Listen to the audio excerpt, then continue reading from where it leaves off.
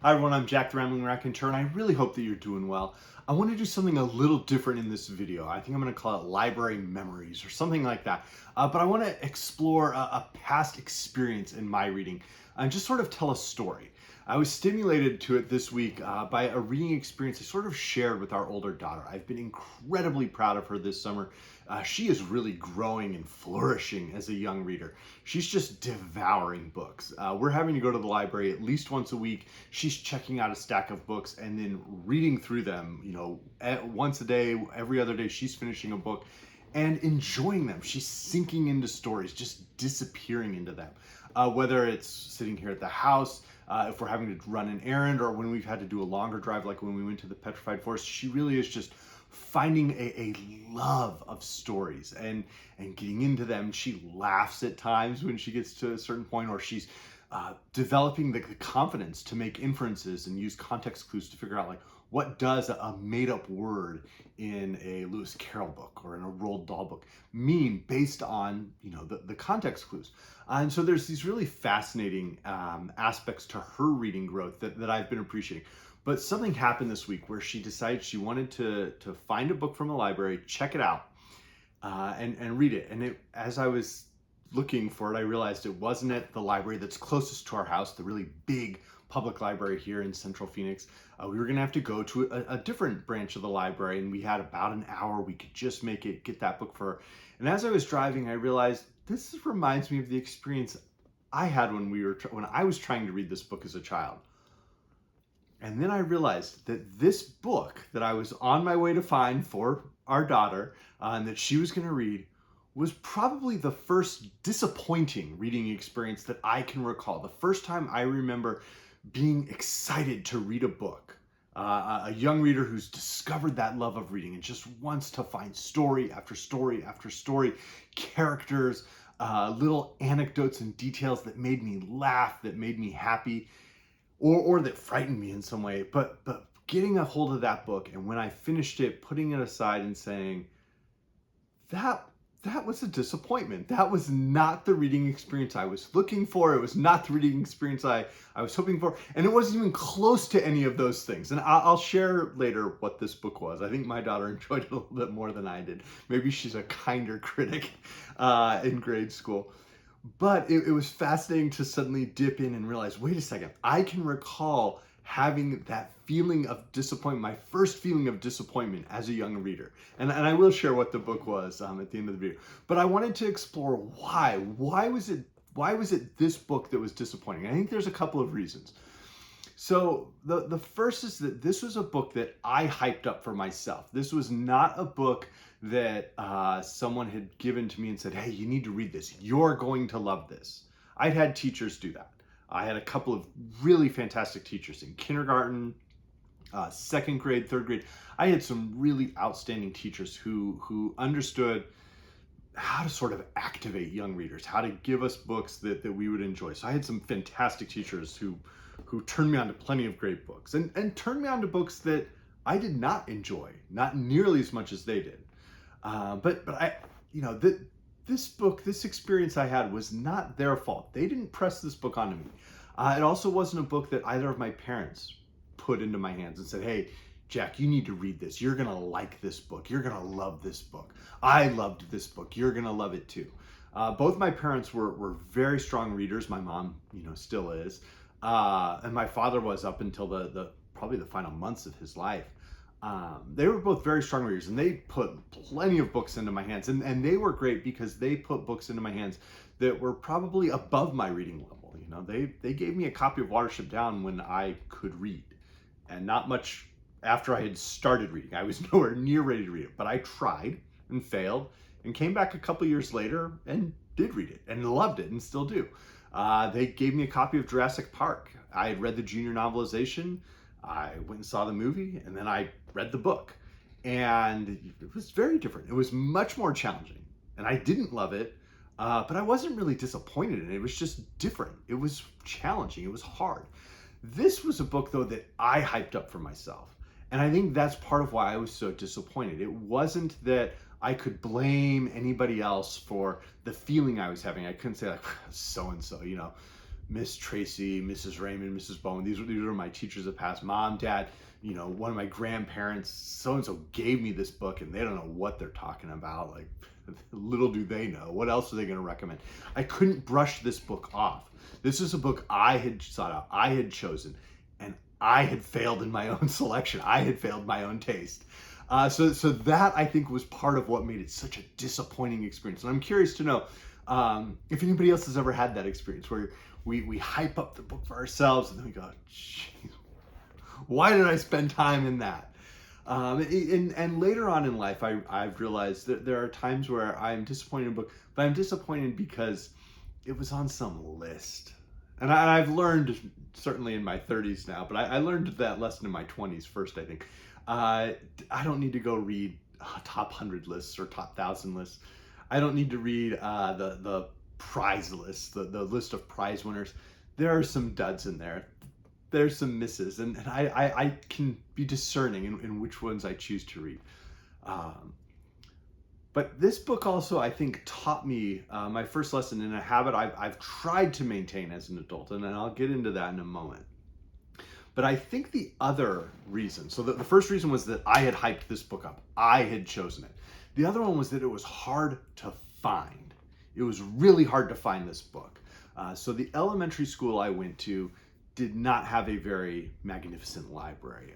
The space was a little bit bigger than this room. So this room is a bedroom and a spare bedroom and office.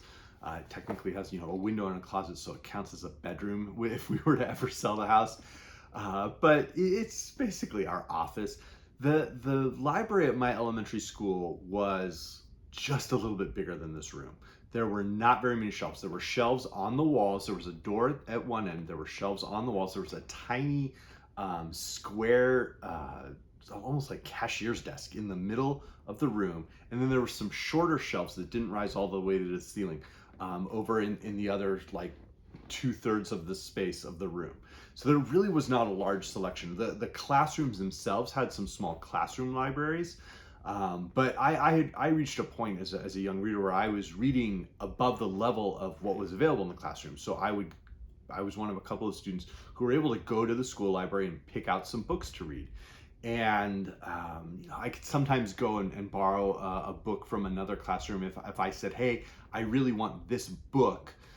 My teacher would go and see if the second grade classroom or the third grade classroom or the fourth grade classroom had that book so that I could borrow it and read it there, in our classroom.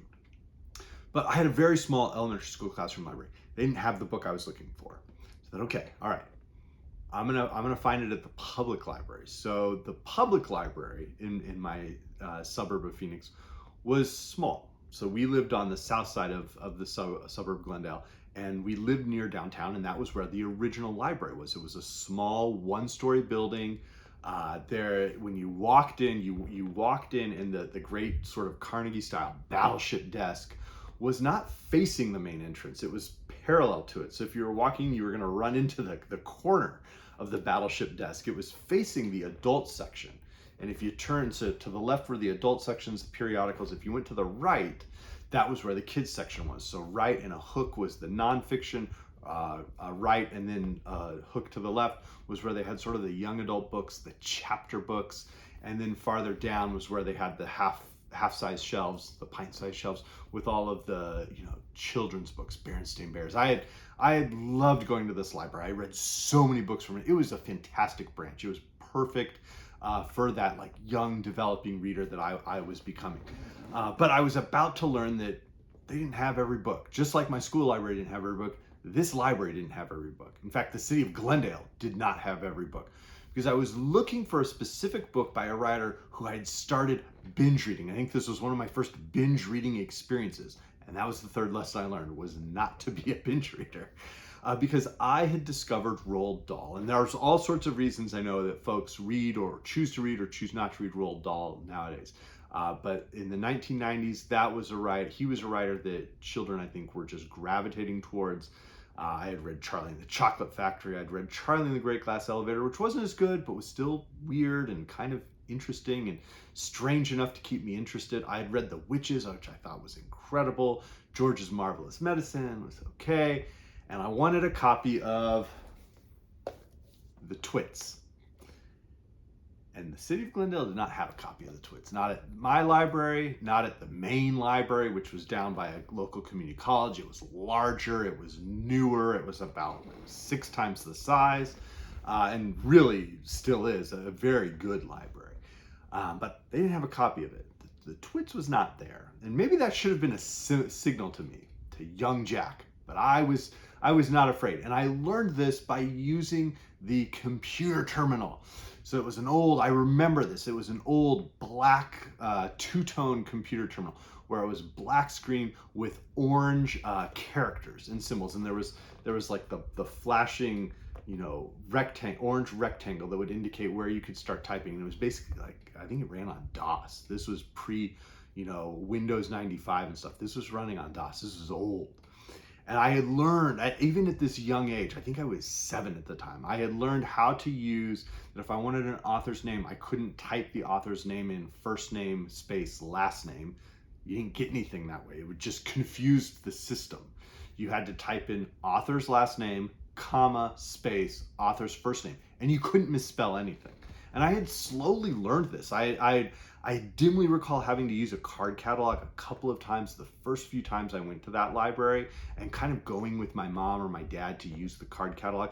But they got these computers there, and they had one. It was down on a short desk, short chair on the other side of this enormous teddy bear at the library. And I would sit and I would look for books, and my parents would say, hey, what do you want to read? You go find it, you go. And I would sit and type in Lewis Sacker, Beverly Cleary, comma, space, Beverly, figuring this stuff out. I was discerning, I was learning, but I had a few lessons yet, and one of them was not to be a binge reader. So I type in doll, comma, rolled.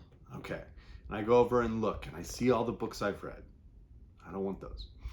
I want The Twits. So I go and I keep looking. Finally, I talk to a librarian. He says, we don't have a copy. And this was crushing because I had to read this. I loved every Roald Dahl book. I wanted to read The Twits. I don't even know how I knew this book existed. Maybe it was on a list of other works by him. I know certainly in this copy my daughter had like little pictures of the other volumes you can get. But I needed to read this. It wasn't at my school. It wasn't in my city. So where would I find a copy?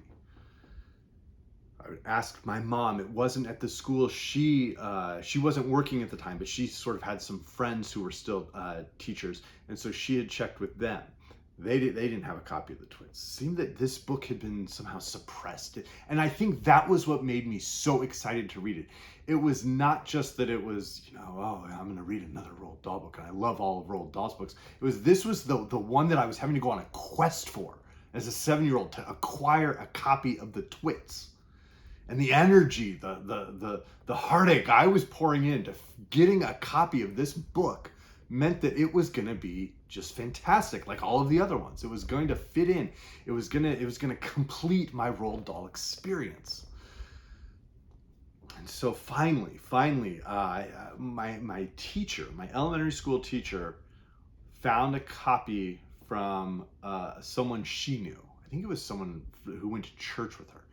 She, who was also a teacher, found a copy from them. And so I had this almost like third-hand copy that I had to take very careful care of. I wasn't allowed to read it at home. I had to read it in the classroom at school. I couldn't read it any other time. I couldn't take it home and just tear through it in one night. I had to sit and read it over a couple of days in a classroom. And at the end of the day, I would have to mark where I had stopped and put a little bookmark in, and I couldn't even put it in my desk. I had to go give it to the teacher because she had borrowed it from an adult friend of hers. I couldn't disappoint anybody, so I had to go and hand it over, and then think about what I had read, which wasn't much, and then come back the next day. Okay, it's gonna get better. And that prolonged experience, I think if I had been able to just tear through it in one afternoon, I probably would have just read it, forgotten about it, never thought it a second time. But because I had to read it over a couple of days, reading it in these 15 to 20 minute sections and across this week, and just waiting for it to get better, waiting for it to become funny, waiting for it to not be so mean-spirited. And that's what I remembered about it, was feeling like this isn't particularly funny. It's just petty and it feels mean-spirited. And I don't feel happy wanting to laugh at the twits and thinking like how superior I am to them. It just feels petty. It doesn't feel like interesting or humorous. It's almost like pathetic and sad. And I was probably developing, this is probably good, I was probably developing some level of empathy and realizing I shouldn't just be laughing at the twits. I should think like, well, they're fairly abusive individuals. Man, they seem to lead a very squalid life. I don't want to have any part of that. And so I remember finishing the book and just handing it back to the teacher. And she looked at me and said, well, Jack, what'd you think of it? Did you like this one? Because I know she had worked hard to get this for me. And I had worked hard to beg for this book. And it just wasn't worth it. It was not worth any of the energy any of us had expended. And even at that age, I was realizing it in the moment and saying like, I think I was kind enough to say I just didn't like it as much as the others. I liked the others more. I liked the BFG a lot more, Mrs. Raymond. And so I gave the copy back.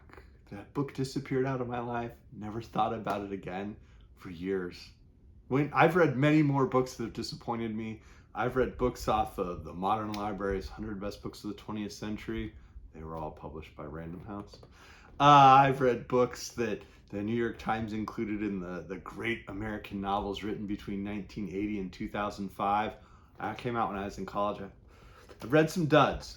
I've read some duds that were much longer than the twits. This copy is, what is it? I looked when my daughter was reading, 76 pages. This should have been a one-day read for Jack. That was a week of disappointing reading.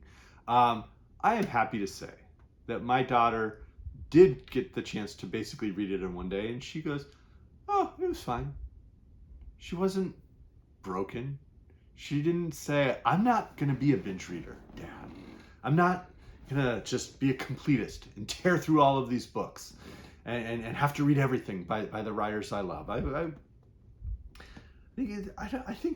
think I ever read another Roald Dahl book, honestly.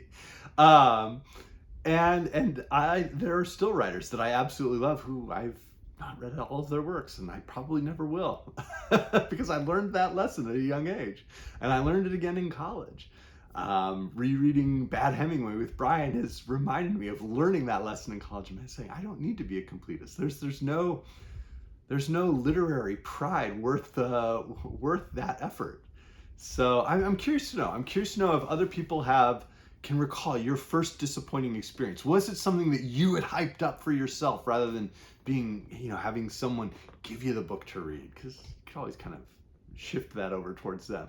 Was it a book you had to work hard to find? Was it a book where it was the first time you were disappointed by an author you had loved? And we'll see. I might continue. I have a thought for a second one of these videos about another curious experience I had with a book. This one just my own, not one connected with my kids. But let me know. Let me know what you think and if you'd like to see more of these. Again, I hope everybody's doing well. Thank you.